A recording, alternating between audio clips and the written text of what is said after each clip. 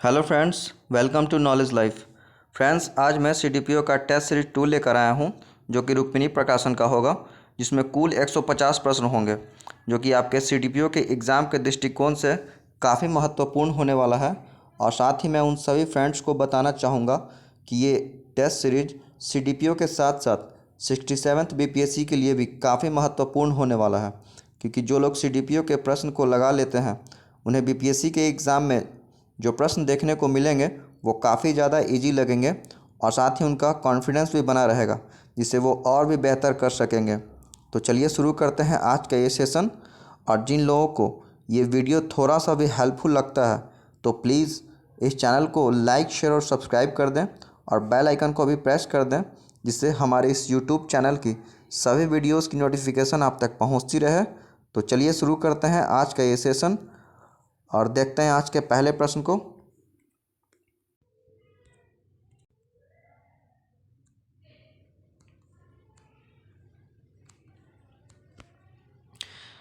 तो आज का पहला प्रश्न है, प्राचीन राजगृह को कितने पहाड़ियों से घिरा हुआ नगर बताया गया है?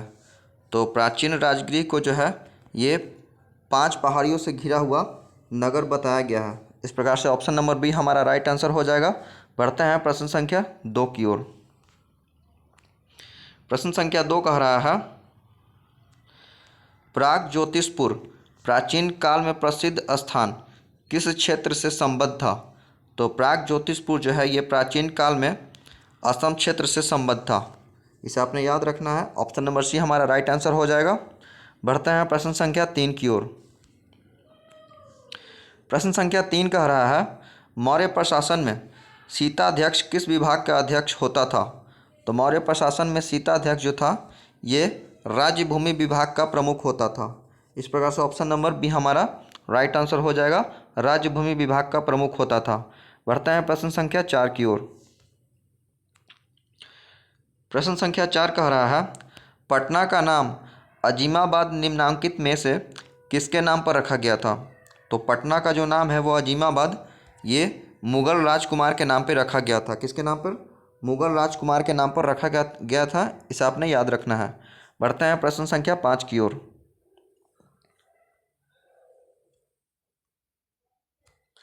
प्रश्न संख्या 5 कह रहा है, सैडलर विश्वविद्यालय आयोग का गठन किस वर्ष किया गया था? तो सैडलर विश्वविद्यालय आयोग का जो गठन है ये किया गया था वर्ष 1917 ईस्वी में। कब? वर्ष 1917 ईस्वी में जो है सैडलर विश्वविद्यालय आयोग का गठन किया गया था। बढ़ते हैं प्रश्न संख्या 6 की ओर। प्रश्न संख्या 6 कह रहा है, कामागाटामारू प्रकरण से संबंधित सही तथ्यों की पहचान करें। तो कामागाटामारू प्रकरण से संबंधित तथ्य दिए हुए हैं, इन्हें पढ़ते हैं। तथ्य 1 कह रहा है, यह प्रकरण 1914 ईस्वी की है। तो ये बिल्कुल सही है कि यह प्रकरण जो है ये 1914 ईस्वी के है। तथ्य 2 कह रहा है, यह प्रकरण 1941 ईस्वी की है। तो ये गलत है। तथ्य 3 कह रहा है, कामागाटामारू एक जापानी जहाज़ था जिसे एक भारतीय नागरिक गुरदीत सिंह ने किराए पर लिया था। तो ये भी बिल्कुल सही है। तथ्य 4 कह रहा है, तथ्य 4 कह रहा है, पहला सही था, दूसरा गलत, तीसरा सही था। तथ्य 4 कह रहा है, कामागाटामारू कनाडा के एक बंदरगाह का नाम था। तो ये बिल्कुल गलत है। तथ्य 5 कह रहा है, यह प्रकरण भारत के बाहर भी भारतीयों में ब्रिटिश व्यवस्था के विरुद्ध आक्रोश बढ़ाने में सहायक सिद्ध हुई।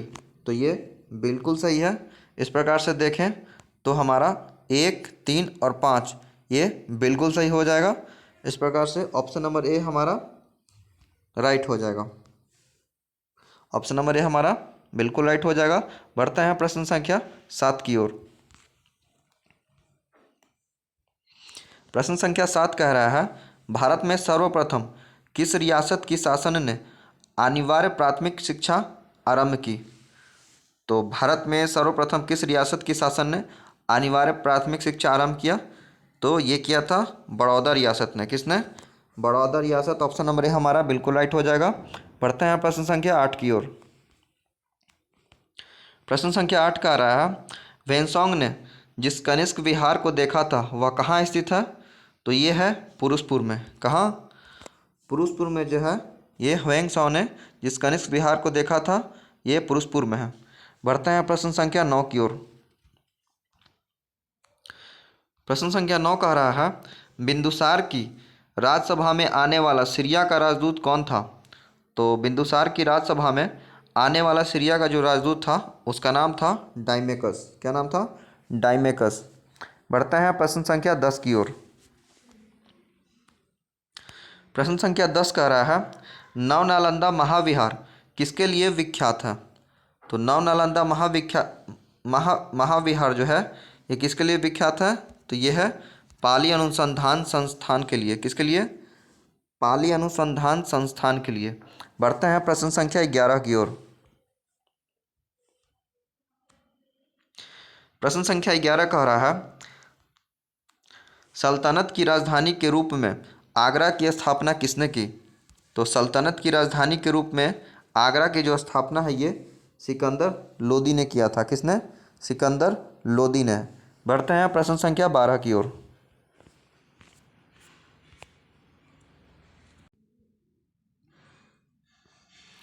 प्रश्न संख्या 12 कह रहा है, बंदा सिंह को किस बादशाह के आदेश से मृत्युदंड दिया गया?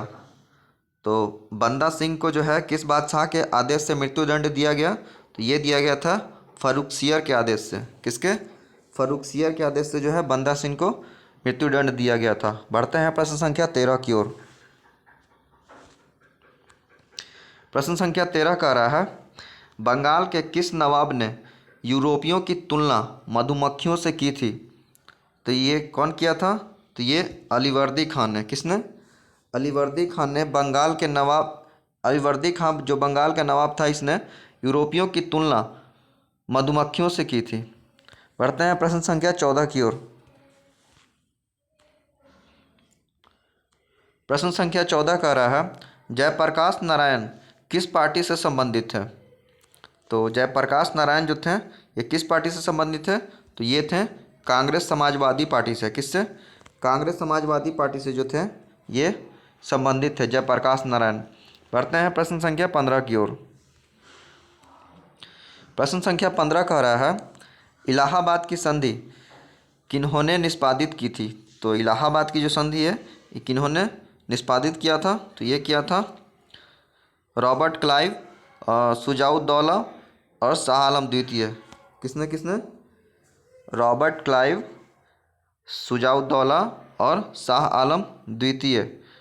बढ़ते हैं प्रश्न संख्या 16 की ओर। प्रश्न संख्या 16 कह रहा है, बंगाल में तत्वबोधिनी सभा की स्थापना किसने की थी? तो बंगाल में तत्वबोधिनी सभा की जो स्थापना है वो देवेंद्रनाथ टैगोर ने किया था। किसने? देवेंद्रनाथ टैगोर ने। इस प्रकार से ऑप्शन नंबर ए हमारा राइट आंसर हो जाएगा। बढ़ते हैं प्रश्न संख्या 17 की ओर। प्रश्न संख्या 17 कह रहा है, फोर्ट विलियम किस राज्य में स्थित है? तो फोर्ट विलियम जो है ये पश्चिम बंगाल में स्थित है। कहाँ? पश्चिम बंगाल में। इस प्रकार से ऑप्शन नंबर बी हमारा राइट आंसर हो जाएगा। बढ़ते हैं प्रश्न संख्या 18 की ओर। प्रश्न संख्या 18 कह रहा है, वास्को डी गामा कालीकट में किस वर्ष पहुंचा था? तो वास्को डी गामा जो है ये कालीकट में कब पहुंचा था? तो ये पहुंचा था 1498 ईस्वी में। कब? 1498 ईस्वी में जो है वास्को डी गामा कालीकट पहुंचा था। बढ़ते हैं प्रश्न संख्या 19 की ओर। प्रश्न संख्या 19 कह रहा है, जैन धर्म के 3 त्रिरत्नों में से कौन सा है? तो जैन धर्म के 3 त्रिरत्नों में से कौन सा है? तो यह है आपका सम्यक ज्ञान, सम्यक आचरण और सम्यक दर्शन। ये तीनों हैं। तो इस प्रकार से देखें तो ऑप्शन नंबर ई हमारा बिल्कुल राइट आंसर हो जाएगा। उपरोक्त में से कोई नहीं या उपरोक्त में से एक से अधिक। बढ़ते हैं प्रश्न संख्या 20 की ओर। प्रश्न संख्या 20 कह रहा है, इब्न बतूता कि भारत यात्रा किस शासक के काल में हुई थी? तो इब्न बतूता की भारत यात्रा जो है ये मोहम्मद बिन तुगलक के शासनकाल में हुआ था। किसके? मोहम्मद बिन तुगलक के शासनकाल में। बढ़ते हैं प्रश्न संख्या 21 की ओर। प्रश्न संख्या 21 का रहा है, सूची 1 को सूची 2 से सुमेलित कीजिए तथा नीचे दिए गए कूट से सही उत्तर चुनिए। तो सूची 1 में विषय दिया हुआ है और सूची 2 में संबंध व्यक्ति दिया हुआ है। तो यहाँ पे देखें तो बारदौली सत्याग्रह जो है ये सरदार वल्लभ भाई पटेल से जुड़ा हुआ है और भारतीय किसान विद्यालय जो है ये जुड़ा हुआ है आपका एनजी रंगा से। किससे? एनजी रंगा से। बंगाल प्रजा पार्टी ये जुड़ा हुआ है आपका फजलुल हक से। किससे? फजलुल हक से। तो ये बिल्कुल ठीक सामने है। और बकासत संघर्ष जो है ये स्वामी श्रद्धानंद सरस्वती से। किससे? स्वामी श्रद्धानंद सरस्वती से।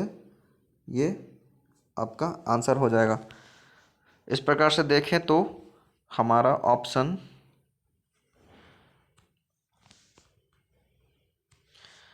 नंबर बी हमारा बिल्कुल राइट आंसर हो जाएगा।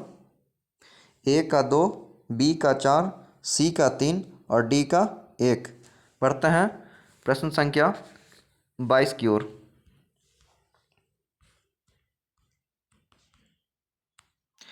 प्रश्न संख्या 22 का रहा है, क्रांतिकारियों के एक गुप्त समाज अभिनव भारत का गठन किसने किया था?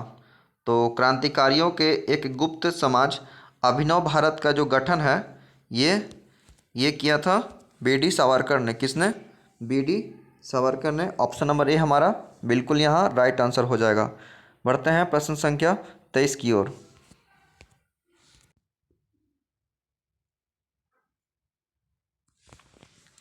प्रश्न संख्या 23 कह रहा है, भारतीय राष्ट्रीय कांग्रेस की स्थापना किस वायसराय के काल में हुई थी?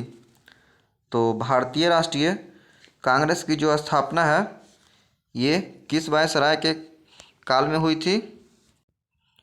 तो ये हुआ था लॉर्ड डफरिन के शासनकाल में। किसके?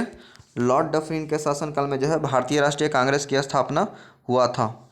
बढ़ते हैं प्रश्न संख्या 24 की ओर।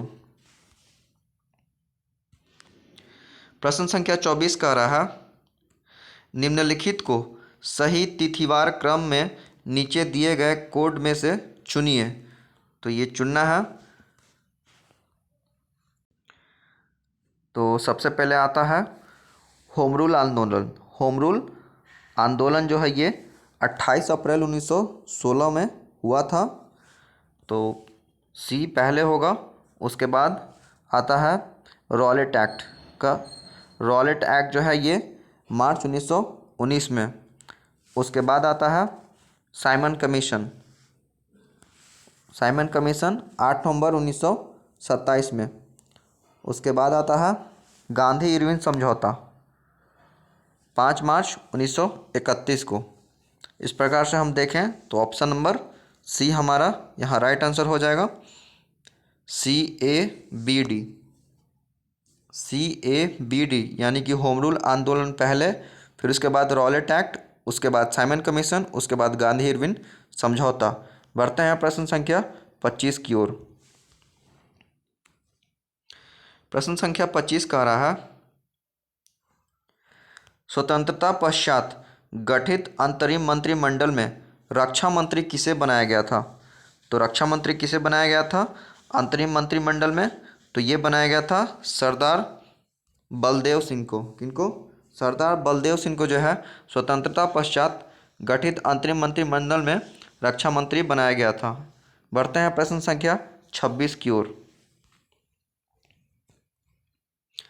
प्रश्न संख्या 26 कह रहा है, वर्ष 1934 में कांग्रेस समाजवादी पार्टी का गठन किसके द्वारा किया गया था?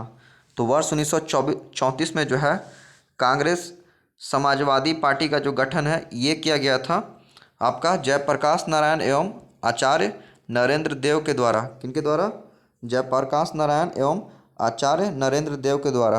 बढ़ते हैं प्रश्न संख्या 27 की ओर। प्रश्न संख्या 27 का रहा है, भारत छोड़ो आंदोलन 1942 के दौरान बिहार सचिवालय की इमारत पर झंडा फहराने के प्रयास में 7 छात्र अंग्रेजी सरकार की कार्यवाही में शहीद हो गए। यह घटना किस तारीख की है? तो ये जो घटना है यह है 11 अगस्त 1942 को। भारत छोड़ो आंदोलन 1942 के दौरान बिहार सचिवालय की इमारत पर झंडा फहराने के प्रयास में 7 छात्र अंग्रेज सरकार की कार्यवाही में शहीद हो गए और ये जो घटना है 11 अगस्त 1942 की है। इसे आपने याद रखना है। बढ़ते हैं प्रश्न संख्या 28 की ओर। प्रश्न संख्या 28 का रहा है, बिहार में होम रूल लीग के अध्यक्ष निम्नलिखित में कौन थे? तो बिहार में जो है होम रूल लीग के अध्यक्ष जो थे ये कौन थे? तो ये थे मजहरुल हक। कौन थे? मजहरुल हक जो थे ये बिहार में होम रूल लीग के अध्यक्ष थे। बढ़ते हैं प्रश्न संख्या 29 की ओर। प्रश्न संख्या 29 का रहा, वर्ष 1928 ईस्वी की जमशेदपुर मजदूर हड़ताल को समाप्त कराने में किस राष्ट्रीय नेता ने अहम भूमिका निभाई थी? तो वर्ष 1928 ईस्वी में जो है जमशेदपुर मजदूर हड़ताल को समाप्त कराने में जो है ये सुभाष चंद्र बोस ने अहम भूमिका निभाई थी। इसे आपने याद रखना है। ऑप्शन नंबर डी हमारा राइट आंसर हो जाएगा, सुभाष चंद्र बोस। बढ़ते हैं प्रश्न संख्या 30 की ओर। प्रश्न संख्या 30 का रहा है, प्रश्न संख्या 30 का रहा है, पटना में पहली बार स्वराज दल की बैठक कब हुई थी? तो पटना में पहली बार स्वराज दल की जो बैठक है वो 2 जून 1923 को हुआ था। कब? 2 जून 1923 को। बढ़ते हैं प्रश्न संख्या 31 की ओर। प्रश्न संख्या 31 का रहा है, निम्न में से किस चार्टर अधिनियम द्वारा बंगाल का गवर्नर जनरल पद को भारत का गवर्नर जनरल कहा जाने लगा? तो ये किस चार्टर अधिनियम के द्वारा जो है बंगाल का गवर्नर जनरल भारत का गवर्नर जनरल कहलाने लगा? तो ये चार्टर 1833 के तहत, चार्टर 1833 के तहत जो है ये बंगाल का गवर्नर जनरल भारत का गवर्नर जनरल कहलाने लगा। बढ़ते हैं प्रश्न संख्या 32 की ओर। प्रश्न संख्या 32 का रहा, 1858 के उपरांत समाज सुधार के प्रति ब्रिटिश सरकार की क्या नीति थी? तो 1858 के उपरांत जो है ये समाज सुधार के प्रति ब्रिटिश सरकार की जो नीति थी ये थी इससे अलग रहने की। क्या? इससे अलग रहने की। इस प्रकार से ऑप्शन नंबर सी हमारा यहाँ राइट आंसर हो जाएगा। बढ़ते हैं प्रश्न संख्या 33 की ओर।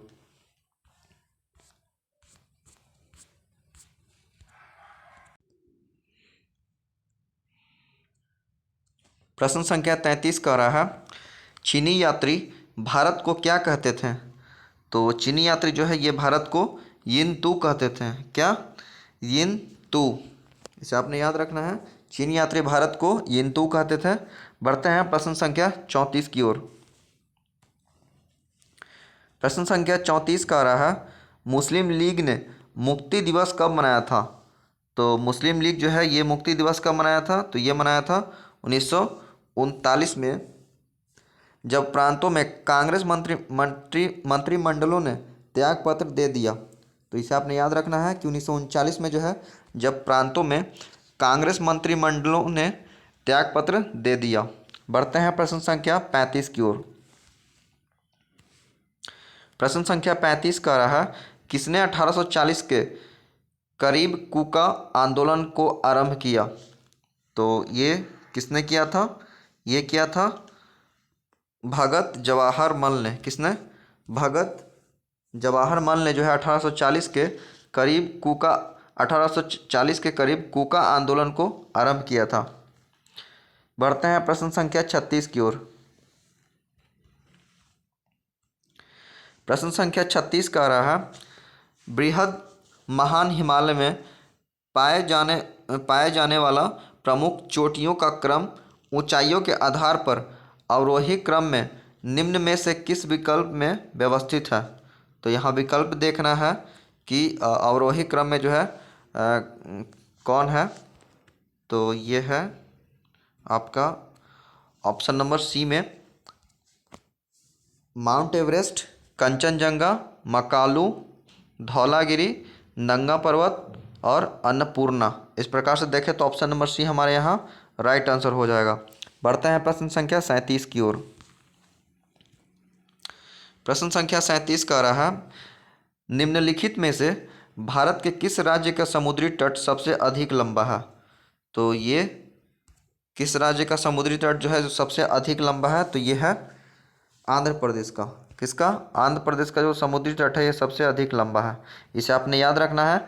बढ़ते हैं प्रश्न संख्या 38 की ओर।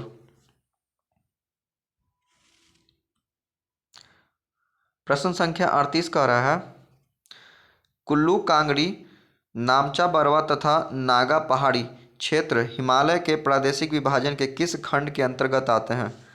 तो ये आते हैं आपका असम हिमालय। किसके? असम हिमालय के अंतर्गत जो है ये कुल्लू कांगड़ी, नामचा बरवा तथा नागा पहाड़ी जो है ये सभी के सभी आते हैं। इस प्रकार से ऑप्शन नंबर सी हमारा राइट आंसर हो जाएगा। बढ़ते हैं प्रश्न संख्या 39 की ओर।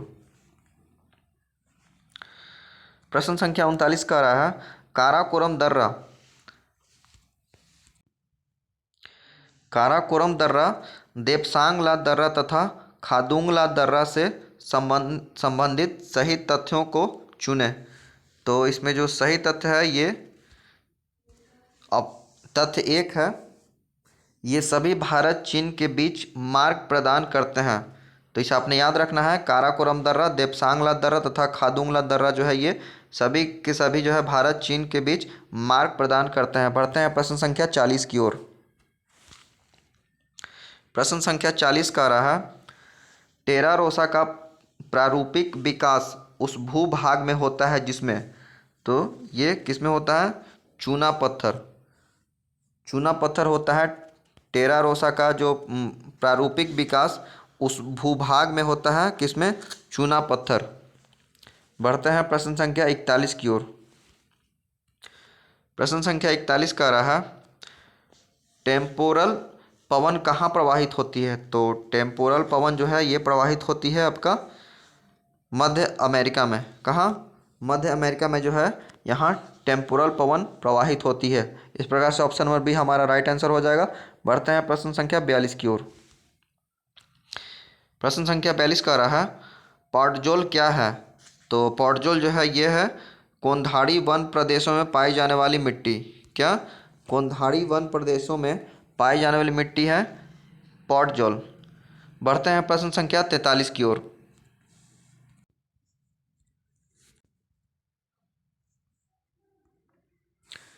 प्रश्न संख्या 43 कह रहा है, समुद्र में घनत्व बढ़ता है तो ऐसे में लवणता बढ़ती है तथा गहराई कम होती है। क्या? तो लवणता बढ़ती है तथा गहराई कम होती है। बढ़ते हैं प्रश्न संख्या 44 की ओर। प्रश्न संख्या 44 कह रहा है, निम्नलिखित में से किन महासागरों का निर्माण पैंजिया के टूटने के कारण हुआ है? तो निम्नलिखित में से किस महासागरों का निर्माण जो है ये पैंजिया के टूटने के कारण हुआ है? तो ये हुआ है आपका हिंद महासागर, प्रशांत महासागर, अटलांटिक महासागर तथा आर्कटिक महासागर।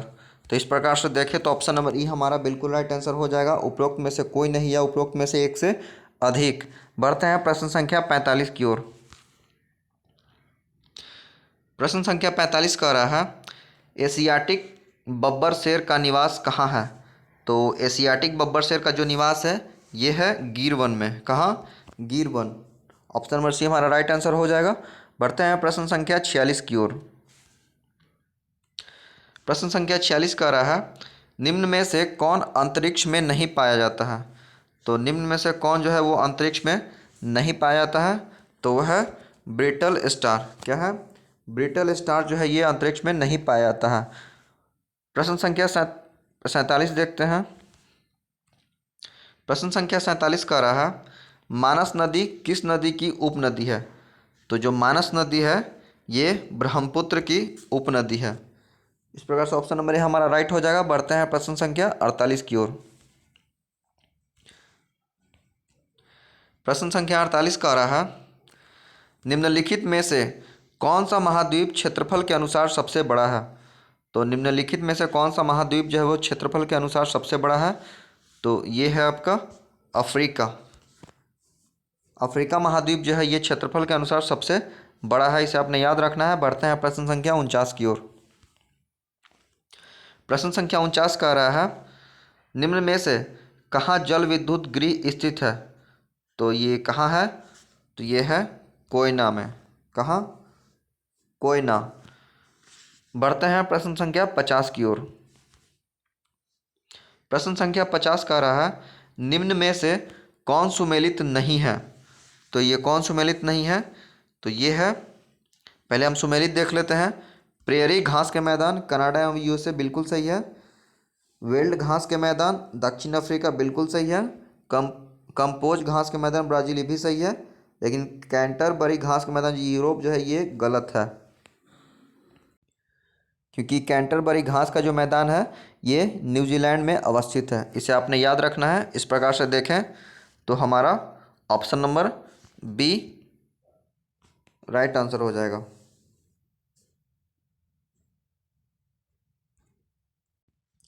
बढ़ते हैं प्रश्न संख्या 51 की ओर।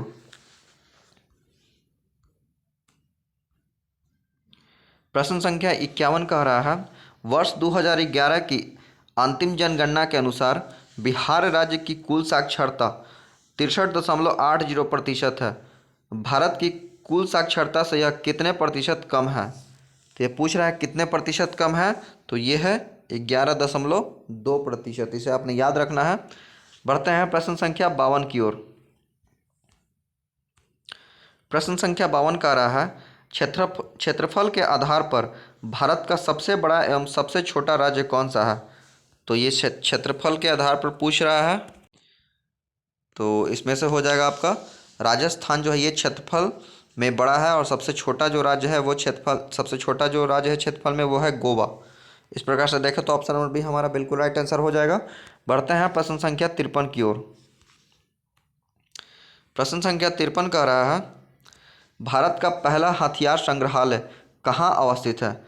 तो भारत का जो पहला हथियार संग्रहालय है ये अवस्थित है ओडिशा में। कहाँ, ओडिशा में जो है भारत का पहला हथियार संग्रहालय अवस्थित है। इसे आपने याद रखना है। बढ़ते हैं प्रश्न संख्या 54 की ओर।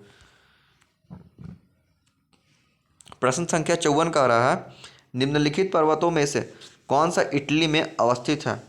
तो कौन सा इटली में अवस्थित है, तो इन पर्वतों में से देखें तो इन पर्वतों में से जो है कोई सा भी जो है इटली में अवस्थित नहीं है, क्योंकि जो AP9 जो पर्वत है ये इटली में अवस्थित है। तो इस प्रकार से देखें तो ऑप्शन नंबर ई हमारा बिल्कुल यहाँ राइट आंसर हो जाए, उपरोक्त में से कोई नहीं। बढ़ते हैं प्रश्न संख्या 55 की ओर।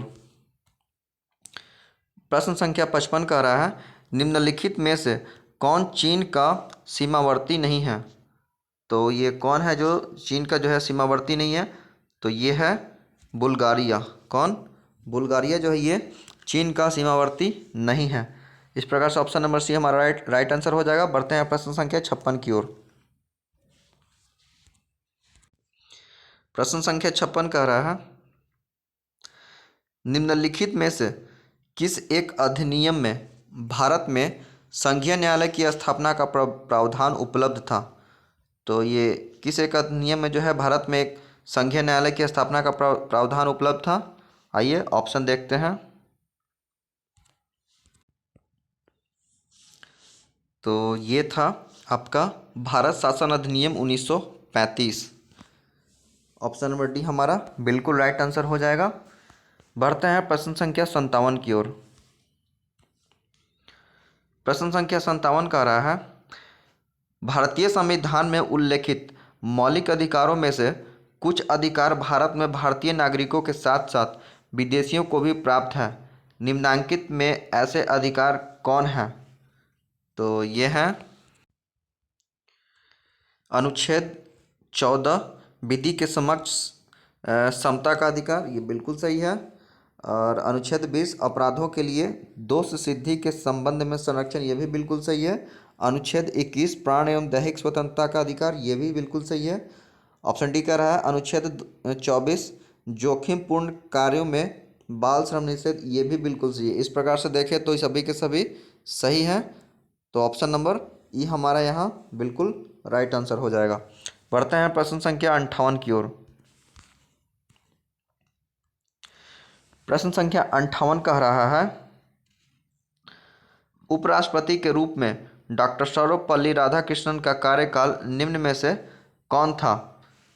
तो इसमें से जो उपराष्ट्रपति डॉक्टर सर्वपल्ली राधाकृष्णन का जो कार्यकाल था वो इसमें से तो कोई नहीं है, क्योंकि इनका जो कार्यकाल था वो था 1952 से 1962 तक। कब? 1952 से लेके 1962 तक जो था इनका कार्यकाल था। इस प्रकार से देखें तो ऑप्शन नंबर ई हमारा बिल्कुल राइट आंसर हो जाएगा। ऑप्शन नंबर ई हमारा बिल्कुल राइट आंसर हो जाएगा। बढ़ते हैं प्रश्न संख्या 59 की ओर। प्रश्न संख्या 59 कह रहा है संपत्ति के अधिकार को 44वें संविधान संशोधन 1978 द्वारा मौलिक अधिकार की श्रेणी से हटाकर कानूनी अधिकार बना दिया गया। वर्तमान में संपत्ति का अधिकार भारतीय संविधान के किस भाग में एक कानूनी अधिकार के रूप में स्थित है। तो ये स्थित है आपका भाग 12 में। किसमें?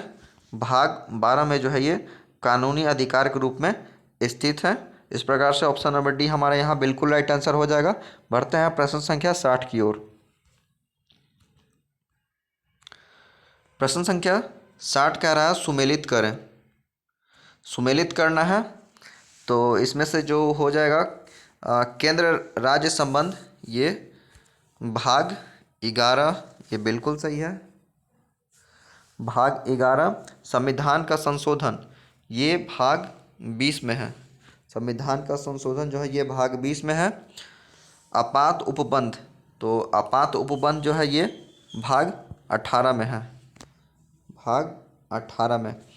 राजभाषा, तो राजभाषा जो है ये भाग 17 में है। और निर्वाचन जो है ये भाग 15 में है। इस प्रकार से देखें तो ऑप्शन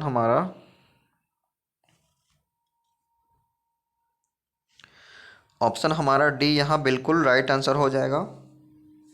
ए का 1, बी का 5, सी का 4, डी का 3 और ई का 2। बढ़ते हैं प्रश्न संख्या 61 की ओर। प्रश्न संख्या 61 का रहा है उच्चतम न्यायालय द्वारा आज तक दूसरी सबसे बड़ी खंडपीठ किस केस में बनी। तो उच्चतम न्यायालय द्वारा जो है ये आज तक दूसरी सबसे बड़ी खंडपीठ जो है ये गोलकनाथ केस में जो है बना था, याद रखना है। बढ़ते हैं प्रश्न संख्या 62 की ओर। प्रश्न संख्या 62 का रहा है निम्न में से कौन सी एक संवैधानिक संस्थान नहीं है। तो कौन एक जो है संवैधानिक संस्थान नहीं है, तो वह है मानवाधिकार आयोग। ऑप्शन नंबर सी हमारा राइट आंसर हो जाएगा। बाकी सब के सब जो है ये संवैधानिक संस्थान है, याद रखिएगा। प्रश्न संख्या 63 का रहा है निम्नलिखित में से किस एक का कथन है कि संविधान को संघात्मक के तंग ढांचे में नहीं ढाला गया है। तो ये जो है ये ए के अय्यर जो है, ऑप्शन नंबर डी ए के अय्यर का कथन जो है ये संविधान का संघात्मक के तंग ढांचे में नहीं ढाला गया, इसे आपने याद रखना है। बढ़ते हैं प्रश्न संख्या 64 की ओर। प्रश्न संख्या 64 का रहा है निम्नलिखित में से कौन एक गलत है। तो इसमें से कौन जो है ये गलत कह रहा है।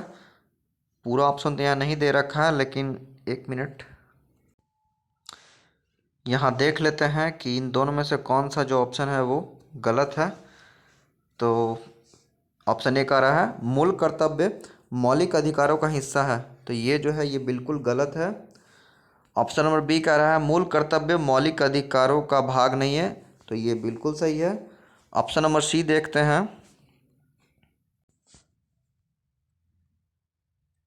ऑप्शन नंबर सी देखें तो यहाँ पे दिया हुआ है भारतीय संविधान के भाग 4 क में मौलिक कर्तव्य गिनाए गए हैं, तो ये बिल्कुल सही है। भारतीय संविधान के भाग 4 क में मौलिक कर्तव्य गिनाए गए हैं। और ऑप्शन डी कह रहा है अनुच्छेद 51A प्रत्येक भारतीय नागरिक के 10 मौलिक कर्तव्यों की व्याख्या करता है, तो ये जो है ये बिल्कुल ये जो है गलत है। तो इस प्रकार से देखें तो हमारा ऑप्शन नंबर ई यहाँ राइट आंसर हो जाएगा। उपरोक्त में से कोई नहीं या उपरोक्त में से एक से अधिक। बढ़ते हैं प्रश्न संख्या 65 की ओर।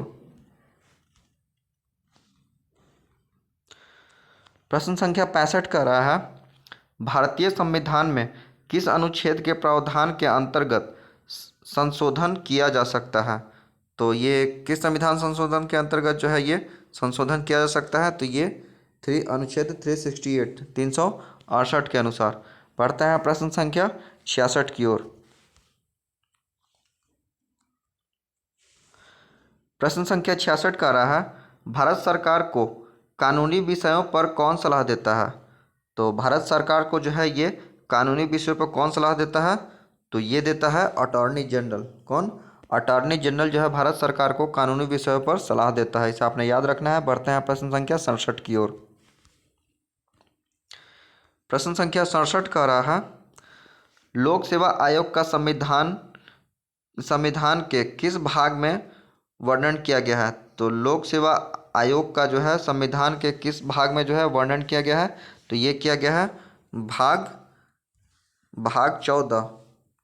भाग 14 में जो है ये आपका लोक सेवा आयोग का संविधान में वर्णन किया गया है, इसे आपने याद रखना है। बढ़ते हैं प्रश्न संख्या 68 की ओर। प्रश्न संख्या 68 का रहा है 1935 का गवर्नमेंट ऑफ इंडिया एक्ट क्यों महत्वपूर्ण है। तो 1935 का जो गवर्नमेंट ऑफ इंडिया एक्ट है ये क्यों महत्वपूर्ण है, तो यह जो है ये भारतीय संविधान का प्रमुख स्रोत है, इसलिए ये महत्वपूर्ण है। यह भारतीय संविधान का प्रमुख स्रोत है, इसे आपने याद रखना है। बढ़ते हैं प्रश्न संख्या 69 की ओर।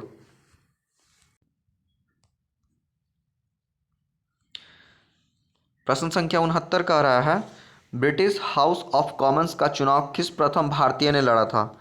तो ब्रिटिश हाउस ऑफ कॉमन्स का जो चुनाव है ये किस प्रथम भारतीय ने लड़ा था, तो ये लड़ा था WC बनर्जी ने। किसने? WC बनर्जी, यानी कि व्योमेश चंद्र बनर्जी ने जो है ब्रिटिश हाउस ऑफ कॉमन्स का चुनाव लड़ा था और ये पहले भारतीय थे। बढ़ते हैं प्रश्न संख्या 70 की ओर। प्रश्न संख्या 70 कह रहा है निम्न में से भारतीय संविधान किसकी गारंटी नहीं देता है।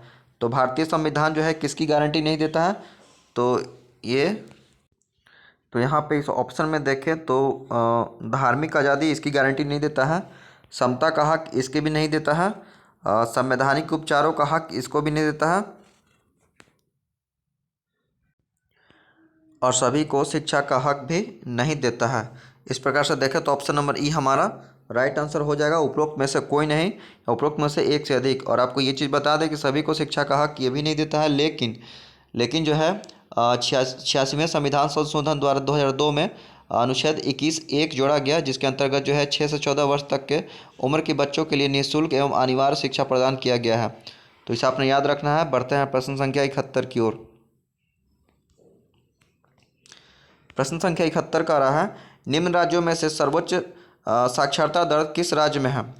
तो सर्वोच्च जो साक्षरता दर है ये किस में है, तो ये है मिजोरम में, इसे आपने याद रखना है। ऑप्शन के अनुसार जो है मिजोरम या बिल्कुल राइट आंसर हो जाएगा। बढ़ते हैं प्रश्न संख्या 72 की ओर। प्रश्न संख्या 72 कह रहा है किस अर्थव्यवस्था का सर्वाधिक सही आकलन निम्न में से किससे प्राप्त होता है। तो किस अर्थव्यवस्था का सर्वाधिक सही आकलन जो है ये प्राप्त होता है, तो ये होता है आपका शुद्ध राष्ट्रीय उत्पाद से, NNP से। ठीक है, इसे आपने याद रखना है। शुद्ध राष्ट्रीय उत्पाद से है जो है अर्थव्यवस्था का सर्वाधिक सही आकलन प्राप्त होता है। बढ़ते हैं प्रश्न संख्या 73 की ओर। प्रश्न संख्या 73 का रहा है अनवरत योजना से संबंधित निम्न में से सही तथ्यों का चयन करें। तो इसमें से तथ्यों को चयन करना है और देखना है कौन सा जो है ये सही है। तो पहला दे रखा है, इसे जनता पार्टी की सरकार द्वारा द्वारा घोषित किया गया। ये बिल्कुल सही है, इसे जनता पार्टी की सरकार द्वारा जो है घोषित किया गया था। ऑप्शन बी का रहा है, इसे पाँचवीं पंचवर्षीय योजना को एक वर्ष पहले समाप्त करके शुरू किया गया। ये भी बिल्कुल सही है। इस इसका घोषित काल जो है वो 1978 से 83 तक था। ये भी बिल्कुल सही है। यह अपने घोषित काल से 3 वर्ष पूर्व ही समाप्त कर दिया गया। ये भी बिल्कुल सही है। इस प्रकार से देखें तो ऑप्शन नंबर ई हमारा बिल्कुल राइट हो जाएगा।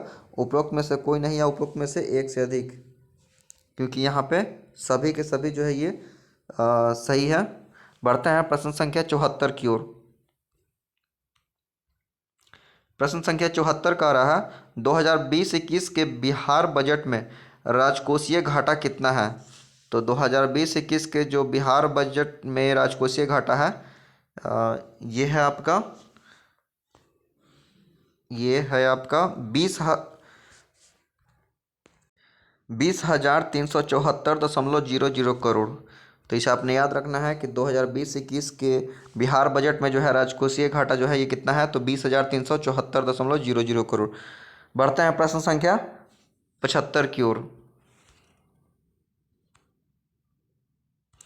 तो प्रश्न संख्या जो 75 है ये कह रहा है कि विद्युत क्षेत्र में हाइड्रो यानी कि नवीकरणीय ऊर्जा कितना मेगावाट उत्पादन करता है। तो विद्युत क्षेत्र में जो है ये हाइड्रो या नवीकरणीय ऊर्जा कितना मेगावाट उत्पादन करता है, तो ये करता है आपका 45,399। कितना? 45,399 मेगावाट जो है उत्पादन करता है विद्युत क्षेत्र में। कौन? हाइड्रो ऊर्जा, जिसे कि नवीकरणीय ऊर्जा भी कहते हैं। बढ़ते हैं प्रश्न संख्या 76 की ओर।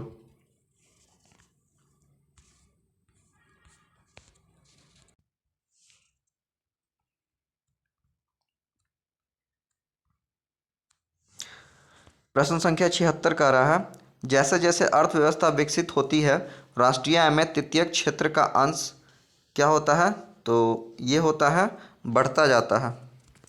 जैसे जैसे अर्थव्यवस्था विकसित होती है राष्ट्रीय आय में तृतीयक क्षेत्र का अंश जो है वो बढ़ता जाता है। इसे आपने याद रखना है। बढ़ते हैं प्रश्न संख्या 77 की ओर। प्रश्न संख्या 77 का रहा है, निम्नलिखित में से भारत की राष्ट्रीय आय का सबसे मुख्य स्रोत है। तो ये प्रश्न कर रहा है, निम्नलिखित में से भारत की राष्ट्रीय आय का सबसे मुख्य स्रोत है, तो ये है आपका सेवा क्षेत्र। सेवा क्षेत्र, इसे आपने याद रखना है, सेवा क्षेत्र। बढ़ते हैं प्रश्न संख्या 78 की ओर। प्रश्न संख्या 78 का रहा है, भारत में सबसे अधिक गेहूं उत्पादक राज्य है। तो भारत में जो है वो सबसे अधिक गेहूं उत्पादक राज्य जो है वो उत्तर प्रदेश है। कौन है? उत्तर प्रदेश। इसे आपने याद रखना है, उत्तर प्रदेश। बढ़ते हैं प्रश्न संख्या 79 की ओर। प्रश्न संख्या 79 कह रहा है, किस पिंड के जड़त्व का माप निम्न में से कौन है। किसी पिंड के जड़त्व का माप जो है वो निम्न में से कौन है, तो ये जो है आपका पिंड का द्रव्यमान।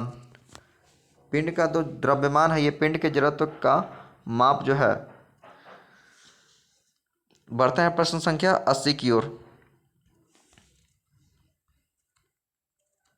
प्रश्न संख्या 80 का रहा है, गुरुत्वाकर्षण नियतांक का एसआई मात्रक निम्न में से कौन है। तो गुरुत्वाकर्षण नियतांक का जो एसआई मात्रक है ये निम्न में से कौन है, तो ये है आपका न्यूटन मीटर स्क्वायर पर KG square. Option number D हमारा राइट आंसर हो जाएगा। न्यूटन मीटर स्क्वायर पर केजी स्क्वायर जो है ये गुरुत्वाकर्षण नियतांक का एसआई मात्रक है। इसे आपने याद रखना है। बढ़ते हैं प्रश्न संख्या 81 की ओर। प्रश्न संख्या 81 का रहा है, एक रडार जो शत्रु के वायुयान की उपस्थिति का पता लगा सकता है यह प्रयोग करता है। तो ये क्या प्रयोग करता है, तो रेडियो तरंगे। क्या? रेडियो तरंगे जो है ये प्रयोग करता है। ये जो है शत्रु के वायुयान की उपस्थिति का पता लगाता है। इसे आपने याद रखना है। बढ़ते हैं प्रश्न संख्या 82 की ओर। प्रश्न संख्या 82 का रहा है, शुगर का आणविक सूत्र निम्नांकित में कौन है। तो शुगर यानी चीनी का जो आणविक सूत्र है ये पूछ रहा है। तो ये जो है ये हो जाएगा C12H22O11। ऑप्शन नंबर बी हमारा राइट आंसर हो जाएगा। C12H22 और O11 ये शुगर का जो है आणविक सूत्र, इसे आपने याद रखना है। बढ़ते हैं प्रश्न संख्या 83 की ओर। प्रश्न संख्या 83 का रहा है, निम्नांकित में से कौन सही नहीं है। तो निम्नांकित में से जो है ये कौन सही नहीं है? तो ये है दूध जेल का उदाहरण है, ये गलत है। दूध का रहा है जेल का उदाहरण, ये गलत है क्योंकि दूध जो है ये पायस कोलाइड है। क्या है? दूध जो है ये पायस कोलाइड है। बढ़ते हैं प्रश्न संख्या 84 की ओर। प्रश्न संख्या 84 का रहा है कार्बन टेट्राक्लोराइड के एक अणु में उपस्थित परमाणुओं की संख्या कुल कितनी होती है? तो कार्बन टेट्राक्लोराइड के एक अणु में उपस्थित परमाणुओं की जो कुल संख्या है ये आपकी कितना होता है? तो ये 5 होता है। कितना? 5 होता है। तो इस प्रकार से देखें तो ऑप्शन नंबर ही हमारा राइट हो जाएगा, क्योंकि ये सभी ऑप्शन में से किसी में भी 5 नहीं दे रखा है। तो ये आपने याद रखना है कि कार्बन टेट्राक्लोराइड के एक अणु में उपस्थित परमाणुओं की संख्या होती है वो 5 होती है। बढ़ते हैं प्रश्न संख्या 85 की ओर। प्रश्न संख्या 85 का रहा है स्याही निम्न में से कोलाइड के किस रूप का उदाहरण है? तो स्याही जो है निम्न में से कोलाइड के किस रूप का जो उदाहरण है? तो ये है आपका सॉल का। किसका? सॉल का जो है ये स्याही कोलाइड का उदाहरण है। तो इसे आपने याद रखना है। बढ़ते हैं प्रश्न संख्या 86 की ओर। प्रश्न संख्या 86 का रहा सिरका जो है वो किसका जलीय विलयन है? ये कह रहा है सिरका जो है ये किसका जलीय विलयन है? तो सिरका जो है ये एसिटिक अम्ल का जलीय विलयन है। किसका? एसिटिक अम्ल का जो है जलीय विलयन है सिरका। इसे आपने याद रखना है। बढ़ते हैं प्रश्न संख्या 87 की ओर। प्रश्न संख्या 87 का रहा कि तपेदिक, जिसे कि हम लोग ट्यूबरक्लोसिस कहते हैं, रोग की पहली बार खोज कब और किसके द्वारा किया गया था? तो तपेदिक यानी कि ट्यूबरक्लोसिस रोग जो है ये पहली बार खोज कब और किसके द्वारा किया, ये पूछ रहा है। तो ये किया गया था आपका 1882 ईस्वी में जर्मन वैज्ञानिक रॉबर्ट कोच के द्वारा। किसके द्वारा? जर्मन वैज्ञानिक जो था उनके द्वारा जो है 1882 ईस्वी में जिनका नाम था रॉबर्ट कोच, इनके द्वारा जो है ये खोजा गया था। तो इसे आपने याद रखना है। कब खोजा गया था? 1882 ईस्वी में। और किसके द्वारा? तो जर्मन वैज्ञानिक रॉबर्ट कोच के द्वारा। बढ़ते हैं प्रश्न संख्या 88 की ओर।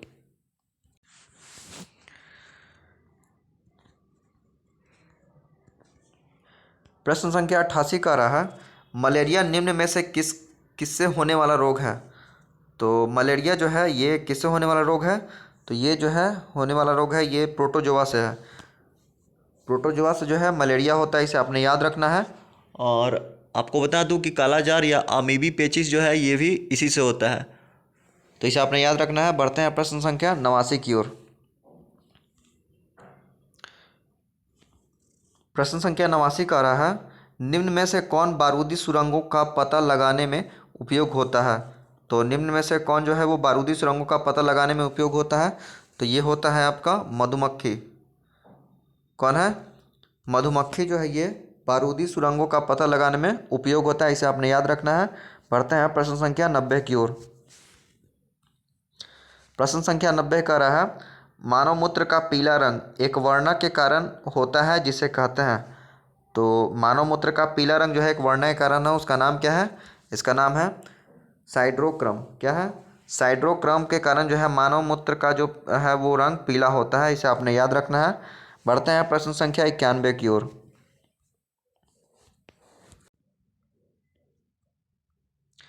प्रश्न संख्या 91 का रहा है सेब के फल में लाली का कारण है।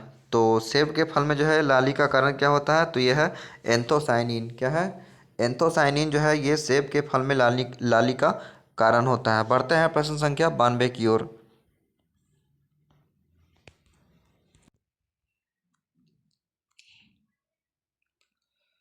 प्रश्न संख्या 92 कह रहा है सूची 1 को सूची 2 से सुमेलित कीजिए तथा दिए गए कूट के आधार पर सही उत्तर दीजिए। तो सूची 1 में दिया गया है आंदोलन और सूची 2 में उसके प्रणेता दिए गए हैं। तो इसे आपने मैच करना है। तो यहाँ देखते हैं पहला मैती आंदोलन। तो मैती आंदोलन जो है ये कल्याण सिंह रावत, ये बिल्कुल सही है, कल्याण सिंह रावत। एपिको आंदोलन, तो एपिको आंदोलन जो है ये पांडुरंग हेगड़े, ये भी बिल्कुल सही है, उनके प्रणेता थे एपिको आंदोलन के। उसके बाद देखते हैं चिपको आंदोलन। तो चिपको आंदोलन ये जो है सुंदरलाल बहुगुणा, ये भी बिल्कुल सही है।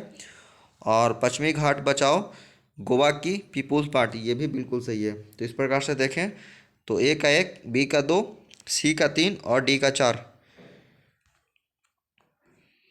तो 1 2 3 4 जो है ये हमारा ऑप्शन नंबर डी में दिया गया है यहाँ पे। तो ऑप्शन नंबर डी हमारा बिल्कुल राइट आंसर हो जाएगा। बढ़ते हैं प्रश्न संख्या 93 की ओर।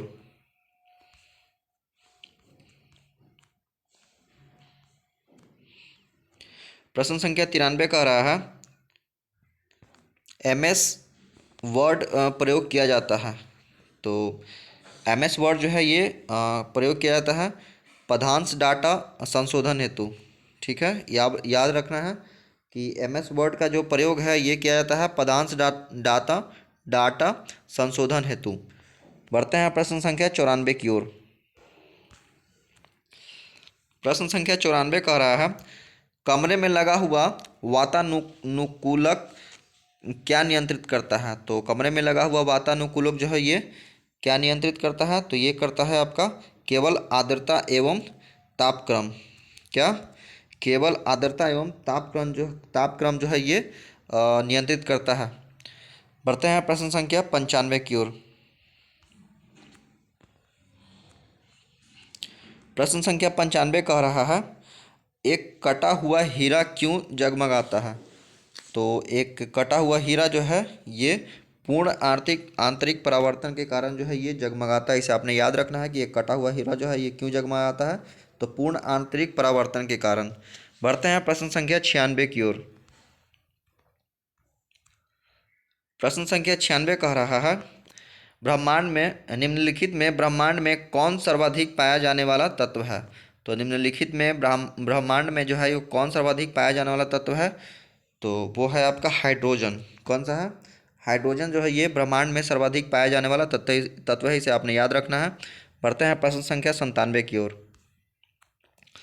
प्रश्न संख्या 97 कह रहा है पौधे के कौन से भाग में हल्दी प्राप्त होती है। तो पौधे के कौन से भाग से जो है वो हल्दी प्राप्त होता है। तो ये होता है आपका तना से। किससे? तना से जो है ये हल्दी प्राप्त होती है। इसे आपने याद रखना है। बढ़ते हैं प्रश्न संख्या 98 की ओर। प्रश्न संख्या 98 कह रहा है निम्नलिखित रोगों में से एक जो पानी के प्रदूषण की वजह से नहीं होता है वह है। तो ये सभी रोग दिए गए हैं और पूछ रहा है कि पानी के प्रदूषण की वजह से नहीं होता है। तो ये कौन सा नहीं होता है। तो ये होता है हेपेटाइटिस बी। हेपेटाइटिस बी जो है ये पानी के प्रदूषण की वजह से नहीं होता है। इसे आपने याद रखना है। बढ़ते हैं प्रश्न संख्या 100 की ओर, सॉरी 99 की ओर।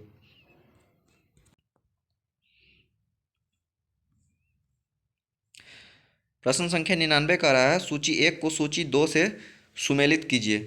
तो सूची 1 को सूची 2 से यहाँ सुमेलित करना है। और सूची 1 में सूची एक तरफ दिया गया है, सूची 2 जो है ये दिया गया है और इसको जो है सुमेलित करना है। तो यहाँ पे देखते हैं हम जो शुद्ध रक्त है ये शुद्ध रक्त जो है ये मैच कर जाएगा आपका धमनी से। अशुद्ध रक्त जो है ये मैच कर जाएगा आपका सीरा से। ये भी बिल्कुल सही है।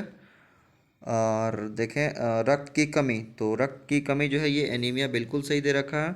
और रक्त का थक्का बनना तो ये फाइब्रिनोजेन, ये भी बिल्कुल सही है। इस प्रकार से देखें तो ए का 1 ए का 4, बी का 3, सी का 2 और डी का 1 ये बिल्कुल सही दे रखा है।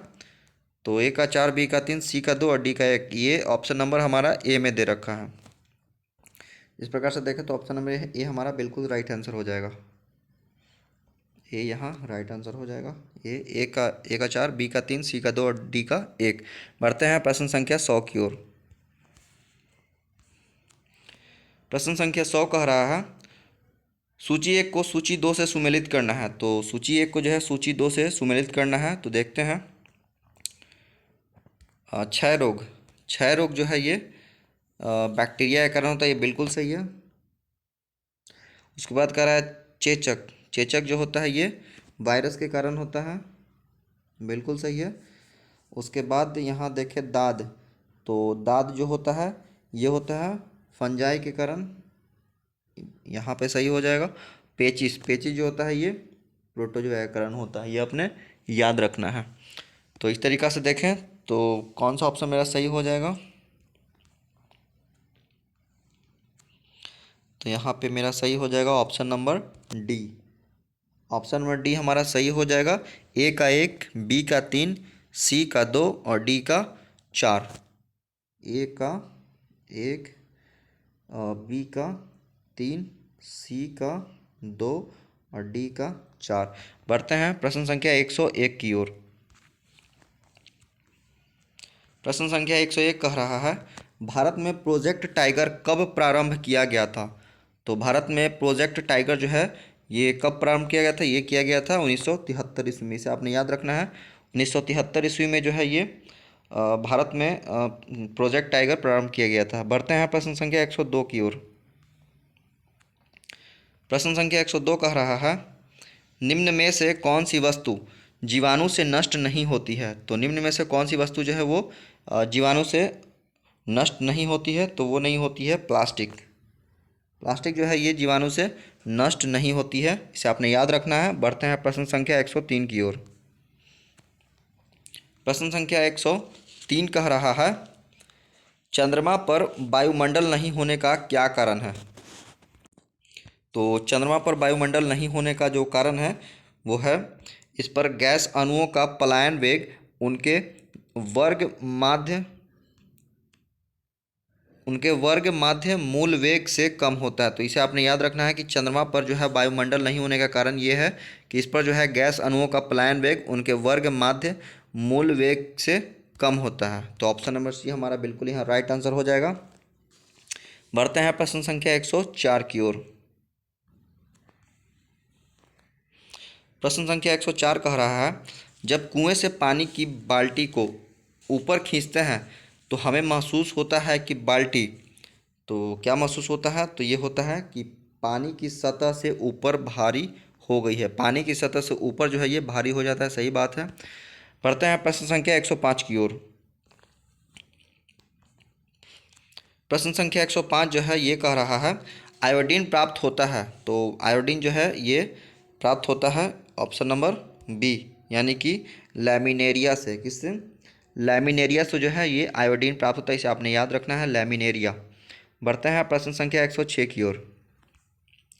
सबसे बड़ा अकशेरुकी है। तो सबसे बड़ा जो है ये अकशेरुकी है। ऑप्शन नंबर पूरा दिख रहा है। हाँ, सबसे बड़ा कह रहा है अकशेरुकी है, तो ये है स्क्विड है। स्क्विड जो है ये सबसे बड़ा अकशेरुकी है। इसे आपने याद रखना है। बढ़ते हैं प्रश्न संख्या 107। प्रश्न संख्या 107 कह रहा है, पोलियो किस कारण होता है? तो पोलियो जो है ये विषाणु के कारण होता है। इसे आपने याद रखना है। 1 मिनट। पोलियो जो होता है ये विषाणु वायरस के कारण होता है। इसे आपने याद रखना है। बढ़ते हैं प्रश्न संख्या 108 की ओर। तो प्रश्न संख्या 108 कह रहा है, श्रीहरिकोटा द्वीप किसके निकट अवस्थित है? तो श्रीहरिकोटा द्वीप जो है ये किसके निकट अवस्थित है? तो ये है आपका पुलिकट झील के निकट। पुलिकट झील के जो निकट है ये श्रीहरिकोटा द्वीप स्थित है। इसको आपने याद रखना है। यहीं से जो है आपका इसरो वगैरह जो है ये सब यहाँ से उपग्रह जो है ये लॉन्च करता है। इसे आपने याद रखना है। बढ़ते हैं प्रश्न संख्या 109 की ओर।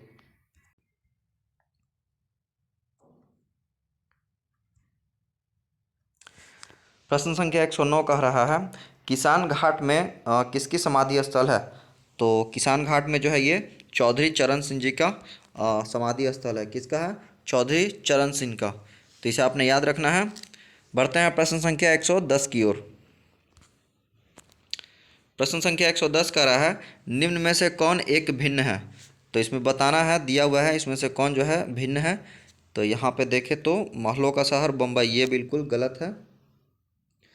ये महलों का शहर जो है ये बम्बई, ये बिल्कुल गलत है कि महलों का शहर जो है ये कोलकाता को कहा जाता है। बाकी ऑप्शन देख रहे हैं, गुलाबी शहर जयपुर बिल्कुल सही है, बंगाल का शोक दामोदर नदी बिल्कुल सही है, दक्षिण की गंगा कावेरी नदी ये भी बिल्कुल सही है। इस प्रकार से देखें तो सिर्फ और सिर्फ हमारा बी गलत हो जाएगा और वही हमारा बिल्कुल सही आंसर हो जाएगा। यही सिर्फ भिन्न है। ऑप्शन नंबर बी हमारा बिल्कुल राइट हो जाएगा। बढ़ते हैं प्रश्न संख्या 111 की ओर। प्रश्न संख्या 111 कह रहा है, भारत के प्रमुख प्रथम मुख्य न्यायाधीश कौन थे? तो भारत के जो प्रथम है ये मुख्य न्यायाधीश पूछ रहा है। तो जो भारत के जो प्रथम मुख्य न्यायाधीश थे ये थे जस्टिस हीरालाल जे कन्या। कौन थे? जस्टिस हीरालाल जे कन्या जो थे ये भारत के प्रथम मुख्य न्यायाधीश थे। इसे आपने याद रखना है। बढ़ते हैं प्रश्न संख्या 112 की ओर। प्रश्न संख्या 112 जो है ये कह रहा है पश्तून समुदाय किस देश से संबंधित है? तो पश्तून समुदाय जो है ये संबंधित है आपका अफगानिस्तान से। कहाँ से? अफगानिस्तान से जो है ये पश्तून समुदाय ये आपका संबंधित है। इसे आपने याद रखना है। प्रश्न संख्या 113। प्रश्न संख्या 113 कह रहा है गारो जनजाति है। तो गारो जो जनजाति है मेघालय की है। गारो, खासी एवं जयंतिया जो है ये मेघालय की है। इसे आपने याद रखना है। बढ़ते हैं प्रश्न संख्या 114 की ओर। प्रश्न संख्या 114 कह रहा है मुरी मुरी जो है जाना जाता है। तो मुरी किस लिए जाना जाता है? तो ये जाना जाता है आपका एल्युमिनियम प्लांट हेतु। किसके लिए?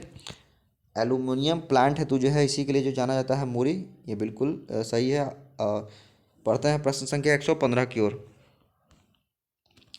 प्रश्न संख्या 115 कह रहा है भारत के निम्नलिखित में से कौन सा नगर जो है ये वृक्षारोपण में विशिष्टता रखता है? तो भारत के निम्नलिखित में से कौन सा नगर जो है ये वृक्षारोपण में विशिष्टता रखता है? तो ये रखता है आपका वालपराई। कौन? वालपराई जो है ये वृक्षारोपण में विशिष्टता रखता है। इस प्रकार से देखें तो ऑप्शन नंबर सी हमारा यहाँ बिल्कुल राइट हो जाएगा। ये जो वालपराई जो है ये नगर जो है ये तमिलनाडु के कोयम्बटूर जिले में स्थित है। ये भी आपने याद रखना है। बढ़ते हैं प्रश्न संख्या 116 की ओर।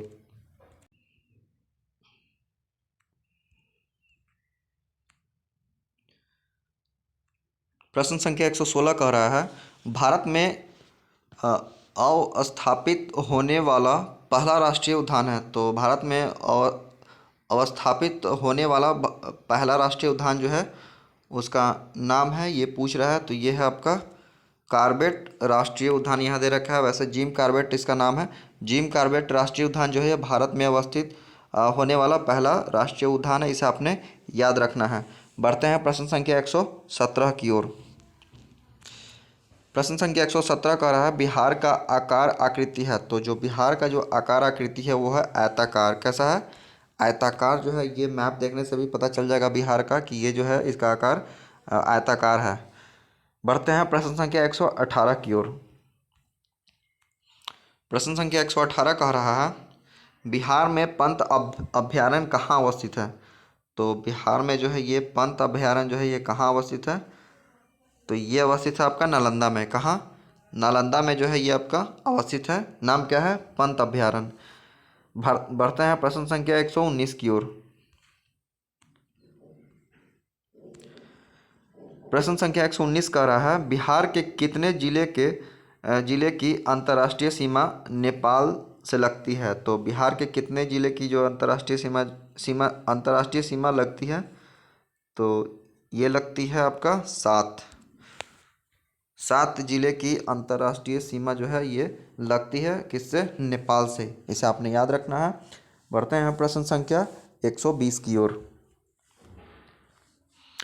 प्रश्न संख्या 120 कह रहा है बिहार राज्य में लिंगानुपात कितना है? तो बिहार राज्य में जो है ये लिंगानुपात है 918। इसे आपने याद रखना है।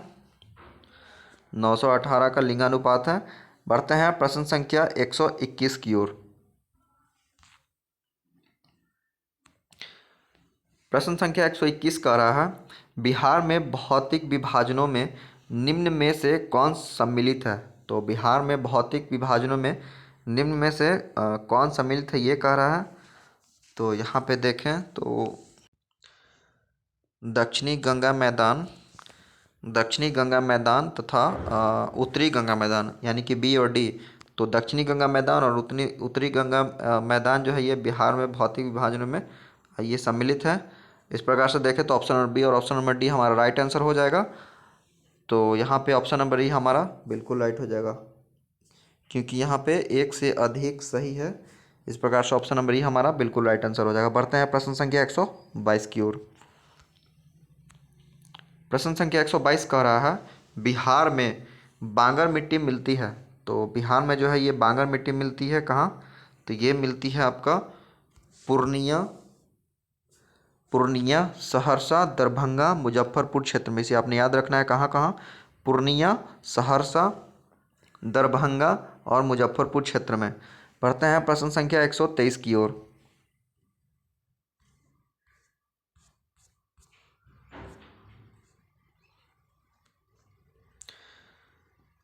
प्रश्न संख्या 123 कह रहा है विक्रमशिला विश्वविद्यालय की स्थापना किसने की थी। तो विक्रमशिला विश्वविद्यालय की जो स्थापना है ये धर्मपाल के द्वारा किया गया था, जो कि इस ऑप्शन में नहीं दे रखा है। इस प्रकार से देखें तो ऑप्शन नंबर ई हमारा बिल्कुल राइट आंसर हो जाएगा। इसे आपने याद रखना है कि विक्रमशिला विश्वविद्यालय की स्थापना जो है धर्मपाल के द्वारा करवाया गया था। बढ़ते हैं प्रश्न संख्या 124 की ओर। प्रश्न संख्या 124 कह रहा है बिहार में किस स्थान पर भारतीय राष्ट्रीय कांग्रेस का 1922 ईस्वी का अधिवेशन हुआ था। तो बिहार के किस स्थान पर जो है भारतीय राष्ट्रीय कांग्रेस का अधिवेशन हुआ था, तो ये हुआ था गया में। कहाँ, गया में जो है ये बिहार में जो है ये भारतीय राष्ट्रीय कांग्रेस का 1922 का अधिवेशन हुआ था। इसका जो अध्यक्षता जो किए थे उनका नाम क्या था, उनका नाम था चित्तरंजन दास। ये भी आपने याद रखना है। और आपको बता दें कि 1912 ईस्वी में जो है ये बांकीपुर पटना में भी अधिवेशन हुआ था, और इसकी जो अधिवेशन जो किए थे वो आर एन मधोलकर नाम था इनका। बढ़ते हैं प्रश्न संख्या 125 की ओर। प्रश्न संख्या 125 कह रहा है किस राज्य ने यूएन वीमेन के साथ मिलकर टेक्निकल फेस्ट लॉन्च किया है। तो किस राज्य ने जो है यूएन वीमेन के साथ मिलकर टेक्निकल फेस्ट लॉन्च किया है, तो ये किया है आपका पंजाब। पंजाब राज्य जो है ये आपका यूएन वीमेन के साथ मिलकर जो है टेक्निकल फेस्ट लॉन्च किया, इसे आपने याद रखना है। बढ़ते हैं प्रश्न संख्या 126 की ओर। प्रश्न संख्या 126 कह रहा है विजय माल्या का विदेश में अवस्थित 14 करोड़ की संपत्ति को जब्त किया गया। यह संपत्ति किस देश में था, तो इसे आपने याद रखना है। ये संपत्ति जो था फ्रांस में था। कहाँ, फ्रांस में जो है विजय माल्या का जो है 14 करोड़ की संपत्ति जब्त किया गया है, और यहीं पे इसको जो है जब्त किया गया, इसे आपने याद रखना है, फ्रांस में। बढ़ते हैं प्रश्न संख्या 127 की ओर। प्रश्न संख्या 127 कह रहा है हाल ही में राष्ट्रीय एकता दिवस कब मनाया गया है। तो ये बहुत ईजी है, राष्ट्रीय एकता दिवस जो है ये 31 अक्टूबर को मनाया जाता है, इसे आपने याद रखना है। बढ़ते हैं प्रश्न संख्या 128 की ओर। प्रश्न संख्या 128 कह रहा है भारतीय रेलवे ने महिला यात्रियों की सुरक्षा के लिए कौन सी पहल शुरू की है। तो भारतीय रेलवे ने जो है महिला यात्रियों के लिए जो है कौन सी पहल लॉन्च किया है, तो ये क्या है, मेरी सहेली। कौन सा, मेरी सहेली जो है ये लॉन्च किया है भारतीय रेलवे ने महिला यात्रियों की सुरक्षा के लिए, इसे आपने याद रखना है। बढ़ते हैं प्रश्न संख्या 129 की ओर।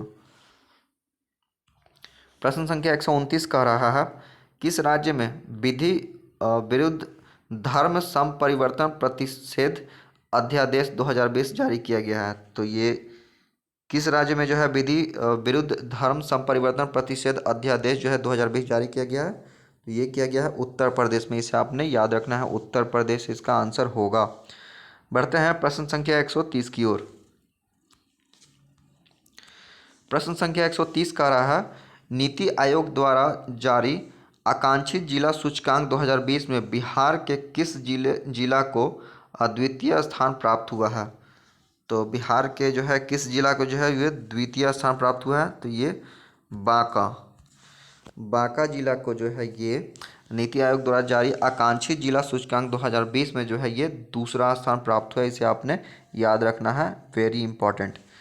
बढ़ते हैं प्रश्न संख्या 131 की ओर।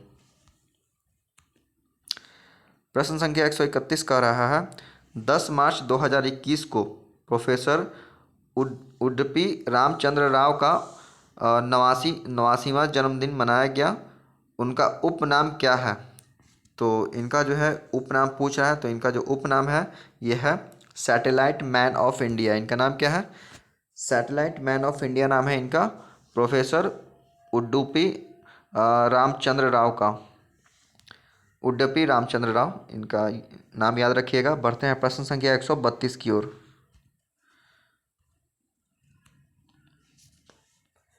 प्रश्न संख्या 132 कह रहा है, फरवरी 2021 का ICC player of month award किसने जीता? तो फरवरी 2021 का आईसीसी प्लेयर ऑफ मंथ का अवार्ड जो है ये जीता है आर आश्विन ने। किसने? आर आश्विन जो है ये फरवरी 2021 का ICC player of the month award जीता है। इसे आपने याद रखना है। बढ़ते हैं प्रश्न संख्या 133 की ओर। प्रश्न संख्या 133 कह रहा है, महिलाओं को फ्री सैनिटरी पैड मुहैया कराने वाला प्रथम देश है। तो महिलाओं को जो है फ्री सैनिटरी पैड मुहैया कराने वाला जो प्रथम देश है वो है स्कॉटलैंड। कौन है? स्कॉटलैंड। ऑप्शन नंबर ए हमारा बिल्कुल राइट आंसर हो जाएगा। बढ़ते हैं प्रश्न संख्या 134 की ओर। प्रश्न संख्या 134 कह रहा है, राजशाही की स्थापना को लेकर किस देश में दिसंबर 2020 में प्रदर्शन हुआ? तो राजशाही की स्थापना को लेकर जो है ये किस देश में दिसंबर 2020 में प्रदर्शन हुआ है? तो ये हुआ है नेपाल में। कहाँ? नेपाल में जो है ये राजशाही की स्थापना को लेकर जो है दिसंबर 2020 में प्रदर्शन हुआ है। इसे अपने याद रखना है। बढ़ते हैं प्रश्न संख्या 135 की ओर। और 135 कह रहा है, 200 किलोमीटर का वॉकथॉन फिट इंडिया कहाँ शुरू हुआ है? तो 135 जो प्रश्न ये कह रहा है कि 200 किलोमीटर का वॉकथॉन फिट इंडिया कहाँ शुरू किया गया है? तो ये किया गया है आपका राजस्थान में। कहाँ? राजस्थान में जो है ये 200 किलोमीटर का वॉकथॉन फिट इंडिया शुरू किया गया। इसे आपने याद रखना है। बढ़ते हैं प्रश्न संख्या 136 की ओर। तो प्रश्न संख्या 136 कह रहा है, हाल ही में भारतीय वायुसेना ने सुखोई 30 विमान से किस मिसाइल का सफल परीक्षण किया है? तो ये कह रहा है हाल ही में भारतीय वायुसेना ने सुखोई 30 विमान से किस मिसाइल का सफल परीक्षण किया है? तो ये किया है आपका ब्रह्मोस मिसाइल। ब्रह्मोस मिसाइल का जो है सफल परीक्षण किया है सुखोई 30 विमान से। ये आपने याद रखना है एक लाइन में कि सुखोई 30 विमान से जो है ये ब्रह्मोस मिसाइल का सफल परीक्षण किया है। बढ़ते हैं प्रश्न संख्या 137 की ओर।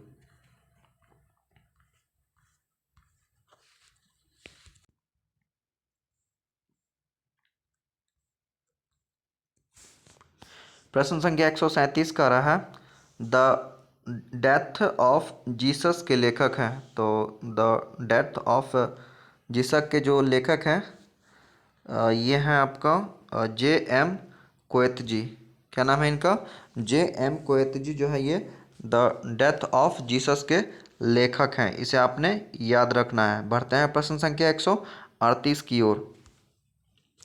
प्रश्न संख्या 138 कह रहा है, कैम्ब्रिज डिक्शनरी के किस शब्द को वर्ड ऑफ द ईयर 2020 चुना गया है?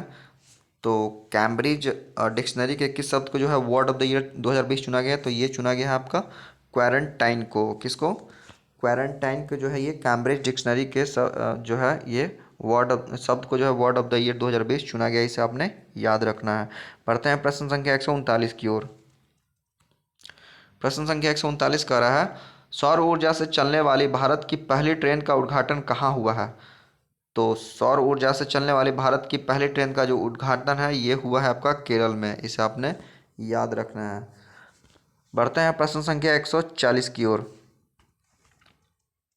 प्रश्न संख्या 140 कह रहा है, पैंडेमोनियम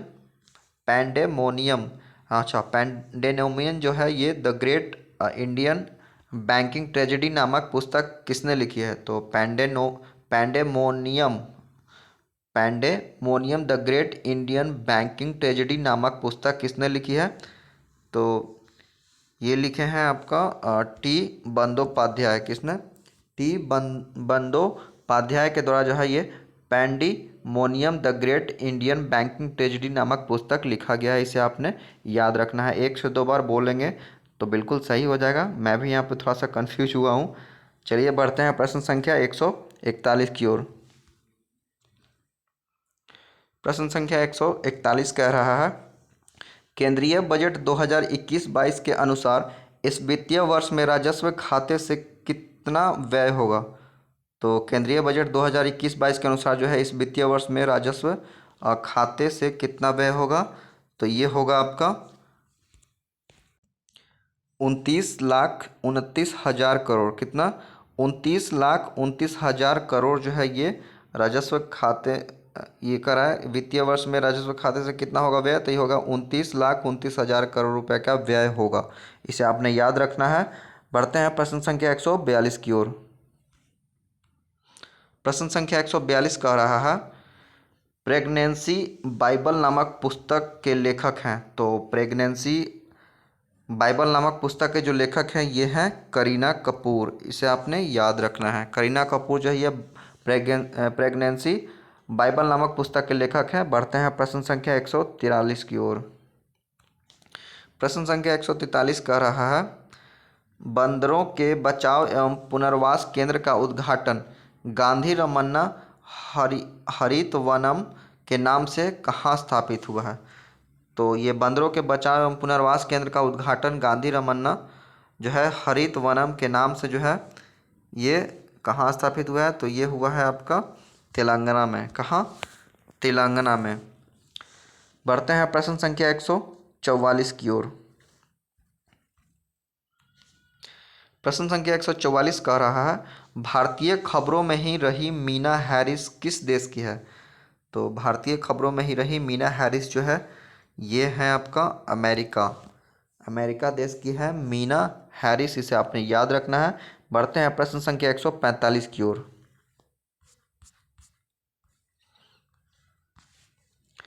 प्रश्न संख्या 145 कह रहा है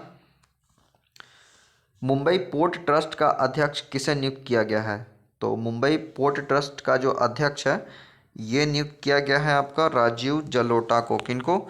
राजीव जलोटा को जो है मुंबई पोर्ट ट्रस्ट का अध्यक्ष नियुक्त किया गया है। इसे आपने याद रखना है। प्रश्न संख्या 146। प्रश्न संख्या 146 कह रहा है बिहार विधानसभा चुनाव 2020 के संदर्भ में कौन सा कथन असत्य है। तो ये कथन दे रखा है, इसमें कह रहा है कौन सा जो कथन है वो असत्य है। तो इसमें हम लोग पहले देख लेते हैं कौन सा कथन जो है वो सत्य है। तो ऑप्शन ए कह रहा है विधानसभा चुनाव 3 चरणों में संपन्न हुआ, ये बिल्कुल सही है। ऑप्शन बी कह रहा है पहले चरण में 71, दूसरे चरण में 94 और तीसरे चरण में जो है 78 सीटों पर चुनाव संपन्न हुए, ये भी बिल्कुल सही है। ऑप्शन सी कह रहा है बिहार विधानसभा चुनाव में कुल 242 सीटों पर चुनाव हुआ, ये बिल्कुल गलत है क्योंकि 242 नहीं 243 सीटों पर। ऑप्शन डी कह रहा है तीसरे चरण का मतदान 3 नवंबर को संपन्न हुआ, ये बिल्कुल सही है कि तीसरे चरण का जो मतदान है वो 3 नवंबर को संपन्न हुआ। इस प्रकार से देखें तो हमारा ऑप्शन नंबर सी बिल्कुल राइट हो जाएगा कि ये कथन जो है ये असत्य है। असत्य पूछ रहा था तो असत्य में मेरा ऑप्शन नंबर सी या राइट हो जाएगा। बढ़ते हैं प्रश्न संख्या 147 की ओर। प्रश्न संख्या 147 कह रहा है मालाबार अभ्यास 2020 के विषय गलत कथन चुने। तो मालाबार अभ्यास 2020 के विषय में जो है गलत कथन चुनना है। तो ये सबसे पहले हम देख लेते हैं यहाँ पे सही कथन को देख लेते हैं।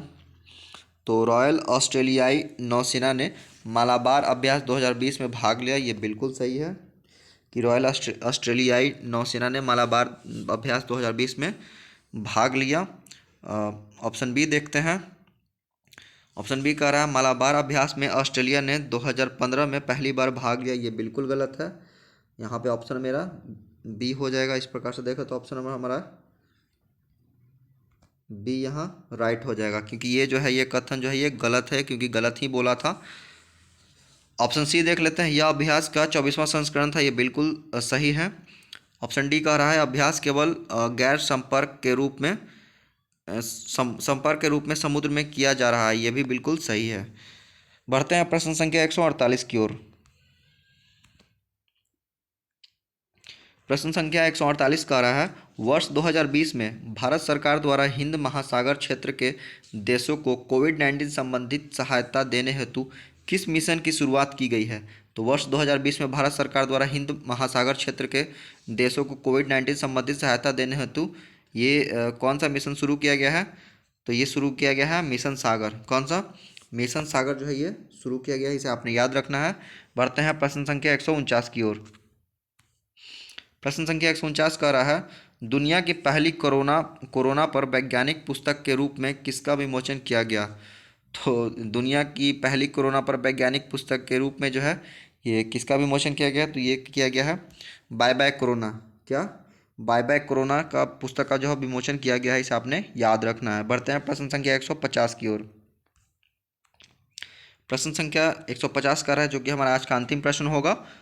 कोविड-19 के विषय में जागरूकता हेतु किस संस्थान ने आईआईटी एम कोविड गेम विकसित किया है? तो ये आईआईटी एम कोविड गेम जो है ये कौन सा संस्था जो है ये जारी किया है? तो ये किया है आपका आईआईटी मद्रास। आईआईटी मद्रास के जो द्वारा जो है ये आईआईटी एम कोविड गेम जो है ये विकसित किया गया, इसे आपने याद रखना है।